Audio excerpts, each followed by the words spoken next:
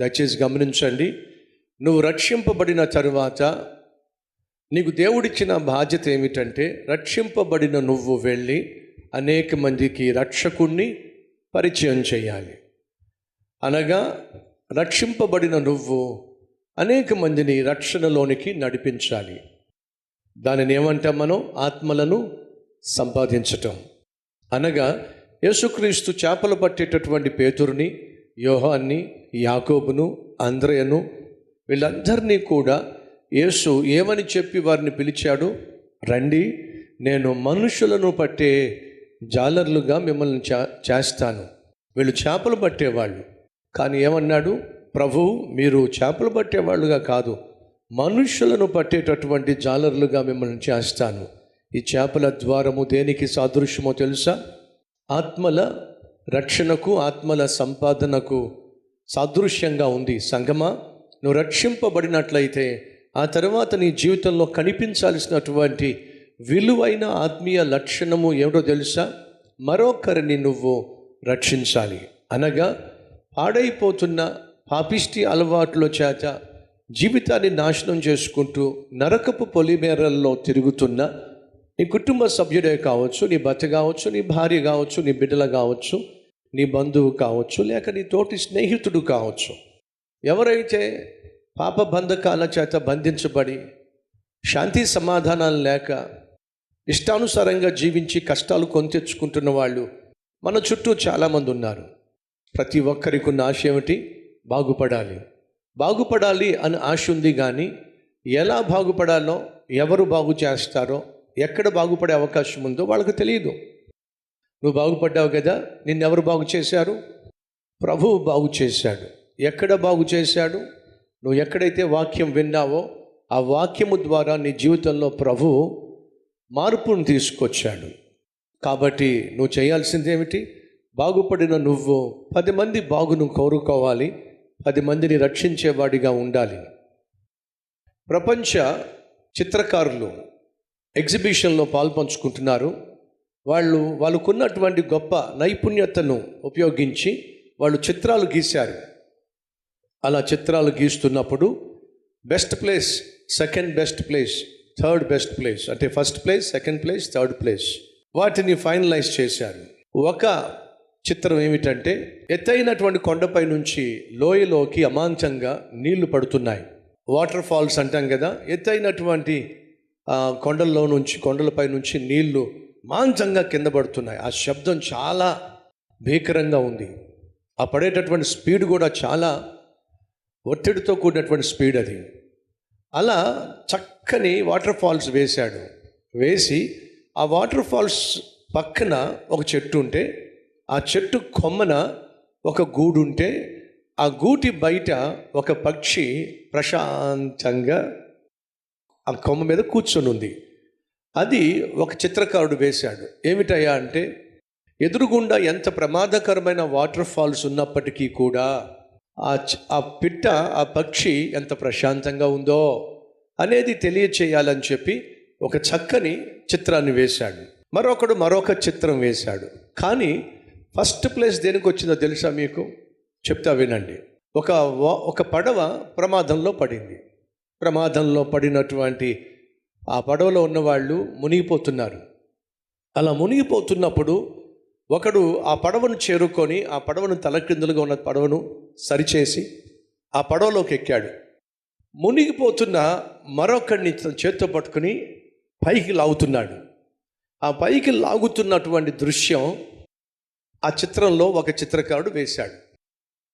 అక్కడికి వచ్చే చాలామంది, దీంట్లో పెద్ద విచిత్రమైంది ఏముంది, వింతైంది ఏముంది, పడవలో ఉన్నవాడు మునిగిపోతున్న వాడిని పైకి లాగుతున్నాడు, ఎవరైనా చేసే పని అదే కదా, దీంట్లో ఎందుకని ఈ చిత్రానికి ఫస్ట్ ప్లేస్ ఇచ్చారు అని చెప్పి చాలామంది అనుకుని వెళ్ళిపోయారు.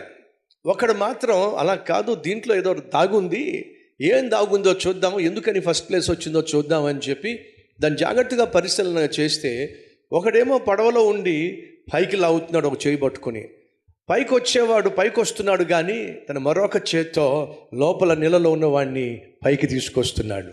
అర్థమైందా? అంటే అర్థం ఏమిటి? నేను రక్షింపబడుతుంది, మరొకరిని రక్షించటానికి. ఆ చెయ్యి ఆ నీళ్ళల్లో కనిపించినట్టుగా ఉంది, కానీ అతను పట్టుకొని పైకి లాగుతున్న చేతిని జాగ్రత్తగా పరిశీలన చేస్తేనే కనిపిస్తుంది. మనలో అలాంటి వాళ్ళు ఎవరైనా ఉన్నారా? నేను రక్షించబడింది ఇతరులను రక్షించటానికి. ఎంతమంది గుండెల మీద చేయి వేసుకుని చెప్పగలరు, నేను రక్షించబడిన తర్వాత నేను మౌనంగా లేను, మరొకరి రక్షణ కోసం ప్రాకులాడాను, మరొక రక్షణ కోసం ప్రయాసపడ్డాను? ప్రియ సహోదరి సహోదరులు అడుగుతున్నా, ఎంతమందికి అనుభవం ఉంది? ఒకసారి మేము సేవకి వెళ్ళాం. సేవ అయిపోయిన తర్వాత, మీటింగ్ అయిపోయిన తర్వాత అందరం కూర్చొని మధ్యలో చలిమంట వేసుకొని మీ సాక్ష్యాలు చెప్పండి అని అంటే ఒక అతను లేచి నేను సంగారెడ్డి అవతల ఉండేవాడినండి, నేను నా ఇష్టానుసారంగా జీవిస్తూ పాడైపోయిన వాడిని, పతనమైపోయిన వాడిని, కానీ కల్వరి టెంపుల్కి వచ్చి ఆ వాక్యం విని నేను రక్షించబడ్డాను అని చెప్తున్నాడు. ఓకే, నువ్వు సంగారెడ్డి అటువైపు ఉన్నావు, కల్వరి టెంపుల్కి వచ్చావు, వాక్యం విని రక్షించబడ్డావు, దీంట్లో పెద్ద వింత ఏముందండి? అప్పుడు అంటున్నాడు, అలా రాగలిగానంటే ఇక్కడ కూర్చున్నాడు చూసారా, ఇతనే నేను రాను రాను రాను రాను అంటే రారా రారా రారా అని చెప్పి కూడా పడేవాడు. నేను ఒకవేళ రావాలి అని అంటే దారి ఖర్చులు ఎవడబెట్టుకుంటాడరా? ఇక్కడ నుంచి నైనా గార్డెన్స్, అప్పుడు నైనా గార్డెన్స్ రావాలంటే మాటల దారి ఖర్చులు ఎవడబెట్టుకుంటారా అంటే వాడే పెట్టుకుని దారి ఖర్చులు. ఆ దారి ఖర్చులు నాకు పెట్టుకోవడానికి ఎక్స్ట్రా పని చేసేవాడు. ఎక్స్ట్రా పని చేసి దారి ఖర్చులు పెట్టుకొని నేను బాగుపడాలని చెప్పి ఎంతో కాలం నన్ను దగ్గరుండి మందిరానికి తీసుకొస్తే రక్షించబడటమే కాకుండా ఈరోజు నేను సేవకునిగా దేవుని సేవ చేయగలుగుతున్నా. రక్షించబడ్డావా? అయితే ఆ రక్షకుని యొక్క ప్రేమ, క్షమ, రక్షణ ఆనందం, బాగుపడినప్పుడు నువ్వు పొందుకునేటటువంటి సంతోషం నువ్వు ఒక్కడవే అనుభవిస్తే ఎలా? సంగమా రండి, అందరం కలిసి 2 చేతులు పైకెత్తి ప్రార్థన చేద్దాం.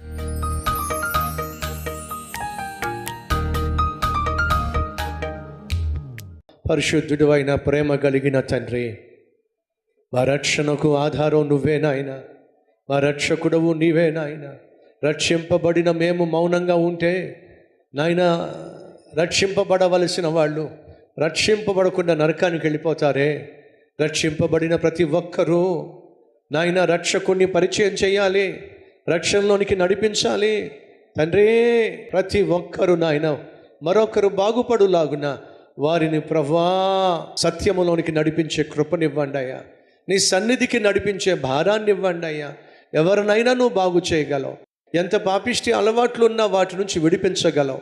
అనుభవపూర్వకంగా తెలుసుకున్నాం కాబట్టి మా బంధువులలో, మా స్నేహితులలో, మా కుటుంబంలో ఎంతోమంది నాయన అయ్యా అనేక బ్యాడ్ హ్యాబిట్స్తో, అనేకమైన పాపిష్టి అలవాట్లతో, అక్రమ సంబంధాలతో, ఆయన అనారోగ్యాలతో అల్లాడిపోతున్నారయ్యా. బాగు చేయగలవని తెలిసిన మేము మౌనంగా ఉండకుండా నాయనా వారి బాగును కోరుకొని వారిని మాతో పాటు నీ సన్నిధికి నడిపించి వారు బాగుండులాగున మేము చేయగలిగిందంతా చేసే కృపనివ్వండి అయ్యా. యేసుక్రీస్తు నామం పేరట వేడుకుంటున్నాం తండ్రి, ఆమేన్.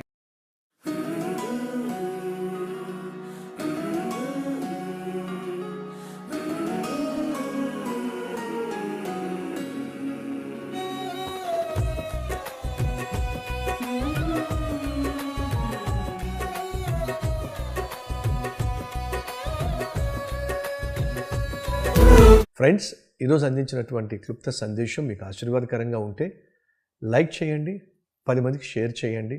అలాగే ఈ సందేశం వల్ల మీరు ఎంతగా దీవించబడ్డారో ఒక కామెంట్ కూడా పెట్టవలసిందిగా కోరుతూ సెలవు తీసుకుంటున్నాను. Have a blessed day.